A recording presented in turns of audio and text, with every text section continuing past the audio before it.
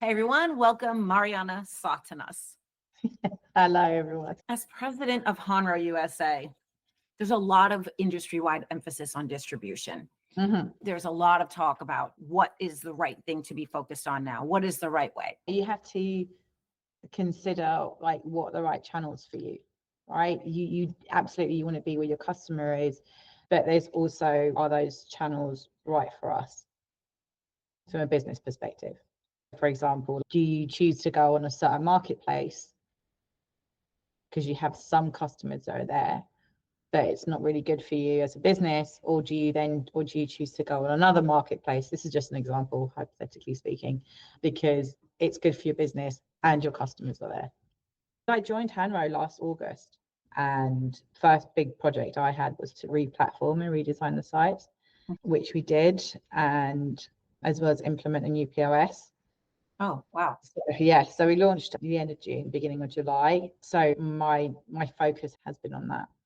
We're moving to Shopify, and How did the customer respond? the majority of clients were happy. And change is hard. No one really likes change. And we've got a great customer excellence team who talks to our clients and who helps them through whatever they need.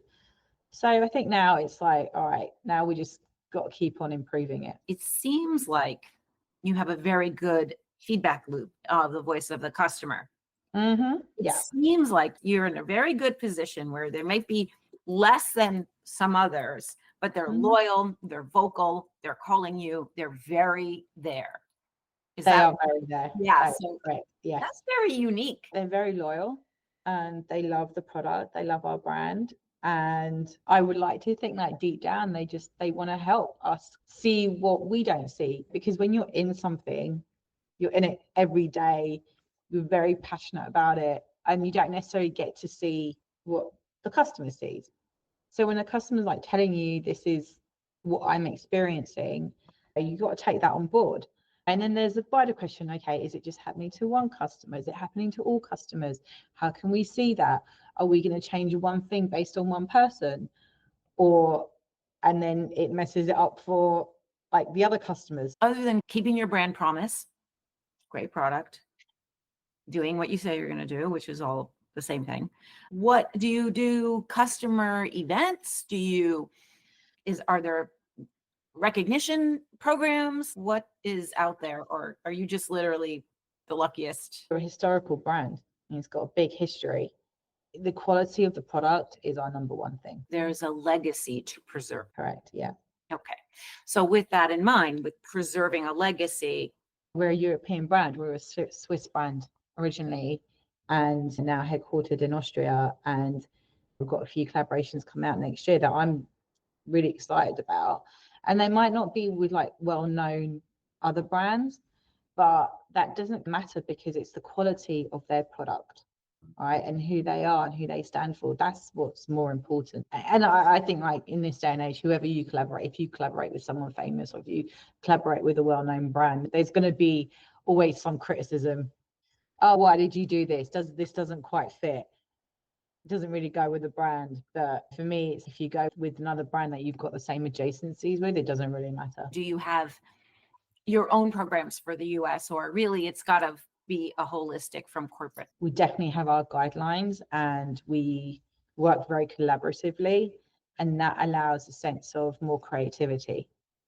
Right, if it's right for your market and you really believe in it and it's a strong strategy, let's work together and make it happen. If you keep doing the same old, you're never going to get the change. Okay, it might not suit everyone, but it will suit someone. And it's also like an acquisition play. And what I mean by that is we've got our core pieces and they're great and we know our customers love them, but what else are we doing? How are we going to keep moving forward? How are we going to keep growing? Aside from all the advertising and your marketing spend that you're going to do from a product perspective, how does that work? And we just launched our capsule collection for winter the other day, and the response so far has been wonderful. It's a higher price point and it's different. The campaign's certainly different. So far, so good, and a great response. That's great.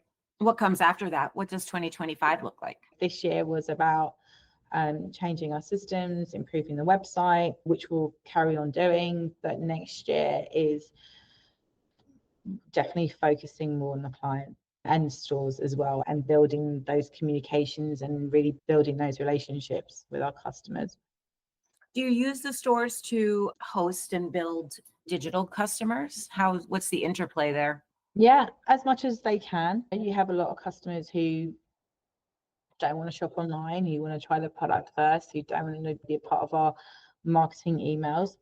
Fine, that's down to them. But when a customer is happy to do that, the stores can place web orders. So if you don't have something in store, but we've got it online, then we'll order it for them.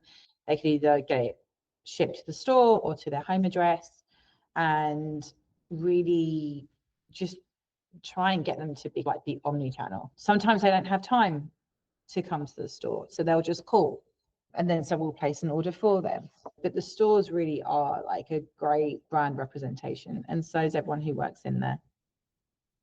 Do stores, I was thinking along the lines of champagne gathering, you're an online customer, you invite them to come, you use the zip codes, invite them to come in. Do you host events? We do. It'll be more about like lifestyle and well-being. And for example, we're going to have in our Madison and meatpacking stores, we'll have a pet sketch event.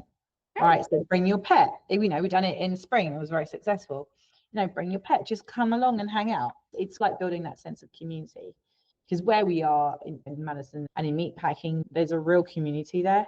Mm-hmm. They'll just pop by the store and say hello and see the team. That's it. So we want to continue to build on that.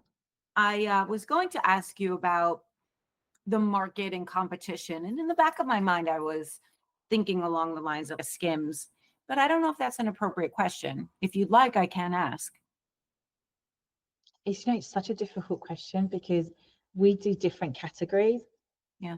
So I don't see Skims as a competitor. Skims actually, I welcome Skims because it's just, shed this light into the category, right? And it's great. And we often benefit from that, especially with a younger demographic.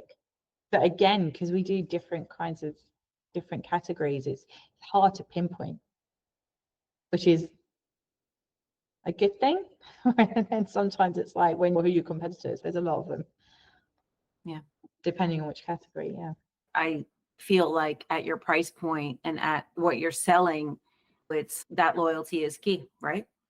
You have that heritage and that legacy. And that's where, it's generational. It's true luxury. That's what luxury is, right? There is also an acquisition play, for sure. There's still a lot of untapped clients who have not heard of Hanro, who actually appreciate the quality. Mm-hmm. Is it more expensive to acquire a new customer? Sure, of course it is.